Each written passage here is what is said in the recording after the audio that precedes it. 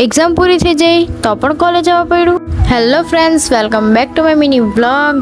હું કોલેજ જવા માટે રેડી થઈ ગઈ છું કારણ કે મારી અત્યારે કેટી છે એકમાં આવેલી, તો હું ચાલી કોલેજ તો હું આવી ગઈ.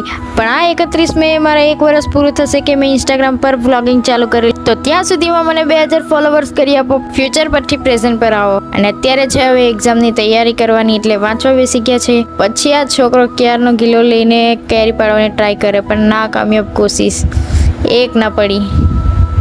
હવે અમે ચાલ્યા છે પેપર આપવા, અને પેપરનો ટાઈમ કયો 2:30 વાગ્યાનો. એટલા વાગે ખાઈને ઊંઘવાનો ટાઈમ આવ્યો, પેપરમાં ઊંઘ આવશે.